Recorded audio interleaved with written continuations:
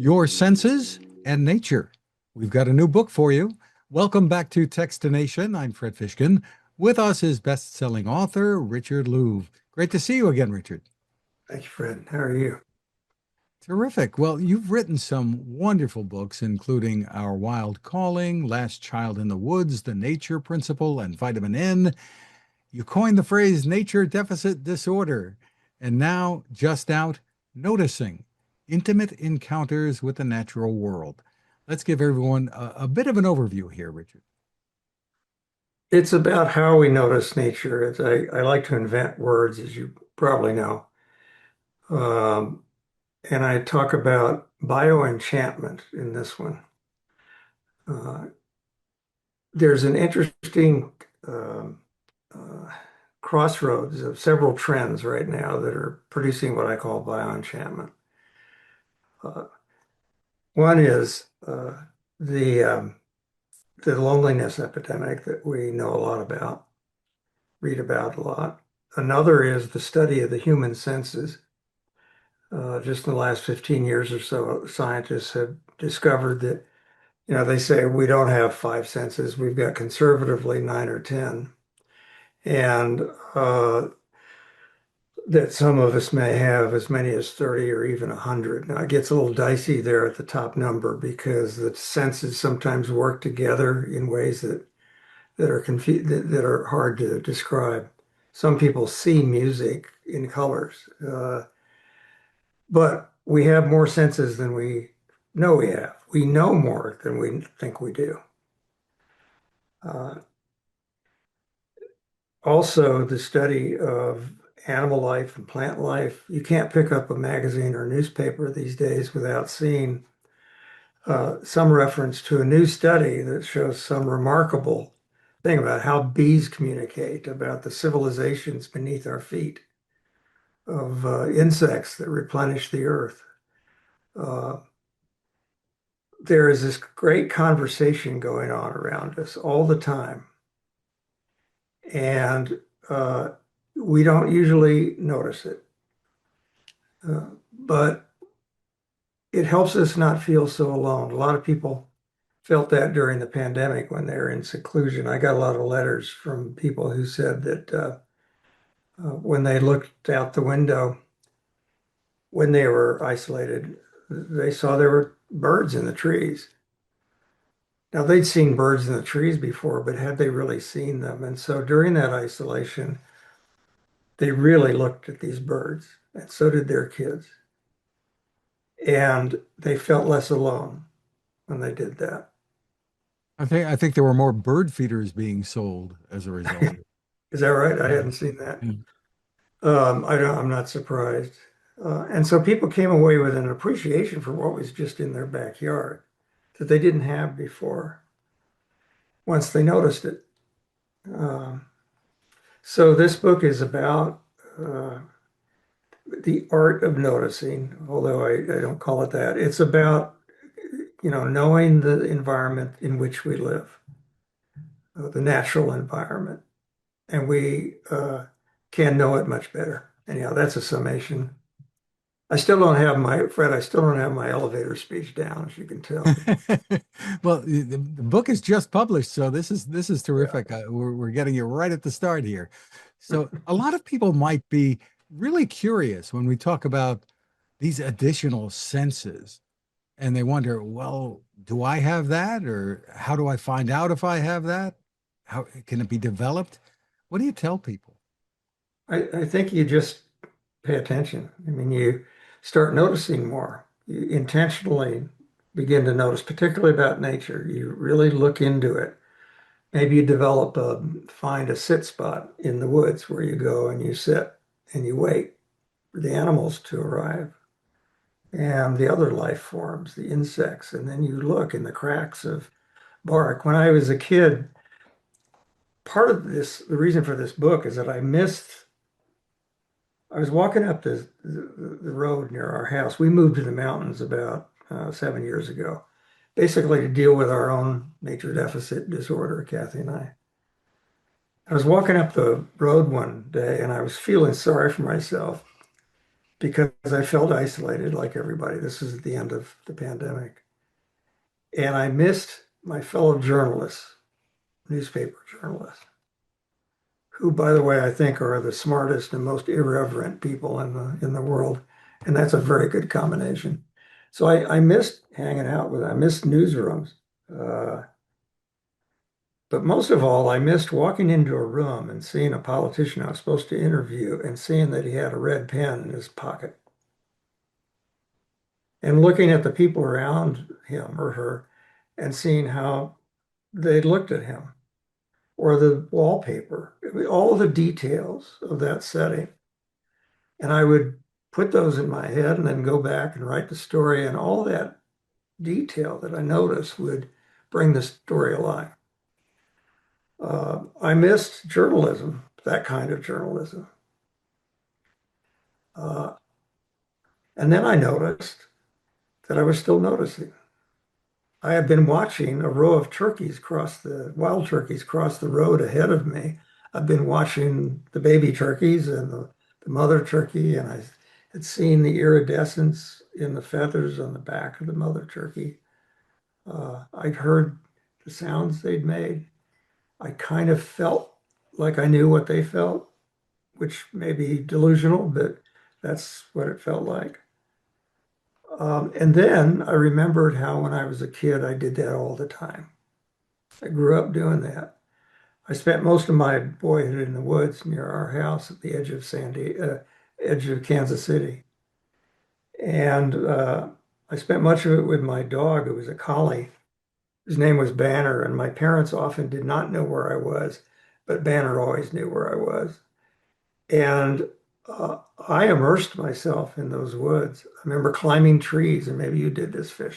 And I looking at the grooves in the bark and looking deep into and noticing that there were iridescent spiders crawling up that, or there were colonies of aphids. There was life in the tree that I had never noticed before. Uh, and there's a lot more. I write a couple chapters about that, about looking back at what I call my first place. And everybody has a first place when you're a kid, where you were probably pretty good at noticing, and you probably use more senses than you do today. Uh, but we carry that first place in our heart for the rest of our lives. And it's good to go back there now and then. That's just beautiful. And you're taking your readers into your own backyard in the book now. So, tell me, I mean, when you talk about people should just sit in the woods, so many people today, they can't sit without taking their phone out and looking at a screen, it seems. So that I guess that's maybe step one to learn how to not do that. Yeah, by the way, and I write this in the book, there's actually an app that somebody has created that will track how much time you're on the phone and will cut it off after a certain amount of time. So I that you can't use it. And people purposely put this on their phones because they know they're so addicted. So as I say in the book, that's they created an app to help people get off their apps. And I think uh, some phone makers actually are doing that too, putting really, it I on hadn't there, heard of that. tracking how long you're on the phone Oh and yeah, they do things. that. Yeah, yeah. Maybe that's for bragging rights. I spent 18 Or to hours. say, hey, don't blame us that for what's happened to your life. See, we told you. Yeah. And I would confess right up front, I look at way too much Instagram. I'm trying to not do that as much, but it's very difficult now to pull ourselves away from screens. But you ask about the sit spot. I'll tell you a brief story. I was in the upper Midwest a few years ago to speak at a big nature center. And it's a great nature center surrounded by wildlands. It's up near the Canadian border, and wolves come through there. And I was talking to a young woman who was an educator there, and she had a khaki uniform on. And I asked her, "What's the main thing that parents and kids want to do when they come here?" She said, "Oh, they want to go down to the pond." And I could see the pond from the window. And I said, "Well, what do you use that for education?" "Oh, yes, I use it." "What do you, when you take kids down to the pond, what do you do with them?" She said, uh, "Well, we test the pH of the water." I said, "Well, that's important. That's good. But what else do you do with them?" And she said, "Well, we test the pH of the water." And there was a guy standing right next to him. I don't know if he was a teacher, but he said to me later, he said, "She's a great teacher, but she could not hear your question because teachers are under so much pressure to teach to the test, to meet standards, state, district, all those standards that they have to narrow what they teach rather than widen it out." And I said, "Well, do you ever take kids to the teacher? Do you ever take kids down to the pond? And as you approach, of course, all the frogs jump in the pond and disappear. And you ask them to sit down and wait for the frogs to come back. And they will. They pop up a little bit at a time. And and then do you ask your students to feel what it feels like to be a frog? "Oh no, we test the pH of the water."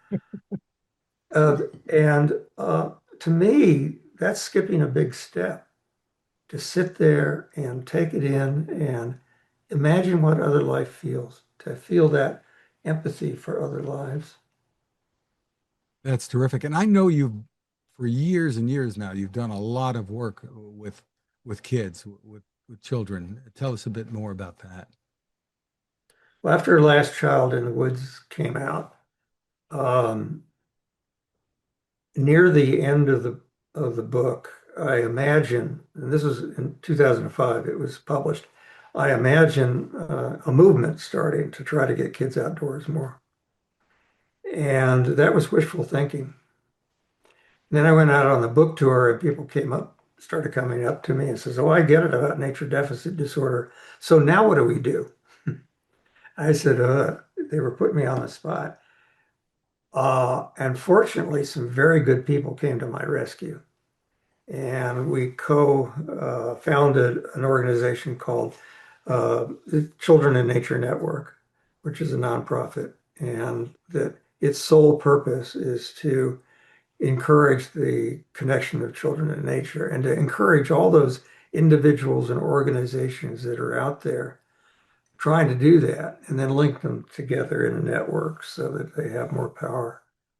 Um, and that's now 21 years old, that organization, and it's accomplishing a lot. One of the things I should add is that we did is when I wrote Last Child in the Woods, I could only find about 60 studies in the whole world, and I had two very good academics helping me look for them that were focused on either the disconnect of children and adults from nature or the benefits, psychological, physical, cognitive benefits of spending more time in nature. 60 studies for something so huge. How could that be? How could there be so few?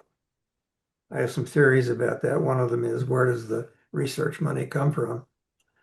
Um, uh, and so I was amazed by that. So we created a place on the Children Nature Network website, which is childrenandnature.org, where we began to collect new studies. And today there are well over 1,500 studies, and they're coming in more every day about both the disconnect, but more importantly, the benefits of nature to human health and well-being. Um, that it's become a growth industry, the research of that. That's one of the things that it's happened that is so important. And all of that is available free to anybody. We have independently written abstracts of all of those studies on the website. You can download them.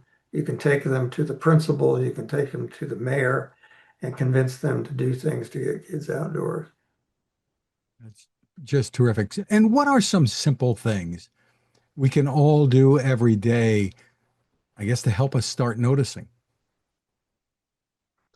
Um, I mentioned the sit spot. That people who teach this kind of start with a sit spot. Um, I just love what you said about imagine yourself being the frog, or maybe being the squirrel, or whatever you happen to be, whatever you yeah, happen to there's a notice. professor Bergdorf that I always blank on his first name, but he teaches something he calls critical anthropomorphism.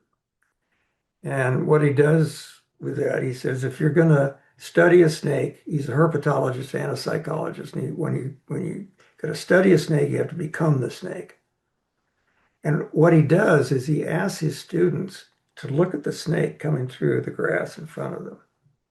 And the first step is to conjure up in their mind all of the hard science that is known about what is that snake's tongue doing? What is it collecting? How does it do that? To conjure up and remember the hard science that's been applied. So this is not anti-science. The second step is use your imagination. What's it like to be that snake? He says that the students who go through this and learn about critical anthropomorphism ask much better scientific questions. They go much deeper. They feel something that they can't explain. Artists do this. I have a chapter in the book about an artist named Susan McDonald who contacted me, who was inspired by my last book to start going out and sitting next to a very small pond and watching and painting from that. Her process is she goes out into the woods or a desert away from other houses and she sits there, sits spot, and she waits for the life to show up. Maybe a den of foxes shows up, or the foxes from a nearby den, and she watches them carefully and uses her imagination. What were those foxes eating this morning? What's it like to be a fox? What do the baby foxes think of each other? How do they play? To use her imagination to, then she takes a quick picture of it, goes back to her studio, and from that picture paints the foxes. I've seen a lot of her paintings. They're remarkable. Uh, they uh, you can see the stories in their eyes. And there's a artist, an iconic artist in Canada, Robert Bateman, wildlife artist, who does the same thing in essence. I walked into his studio in Vancouver several years ago. He had these giant paintings, and one of them was a bear, and you could see that bear stepping out of the painting. I said, Bob, how do you do that? He says, I become the bear. And so those are examples of putting this to practical use. And scientists, naturalists do this also. That's just terrific. I think pet owners, to some extent, try to get inside the heads of their dogs or cats, Yeah. and to try to experience what they're experiencing. So just terrific. I have a theory, by the way, that the only thing holding civilization together right now are funny cat videos. And there are so many of them. So I hope it Yes, holds us together I'm somehow. addicted to those. I'm sorry. That, you're not alone, certainly. The book, again, is Noticing Intimate Encounters with the Natural World. Richard Louv, thank you again for spending time with us, and congratulations on yet another wonderful book. Just terrific. Thank you very much.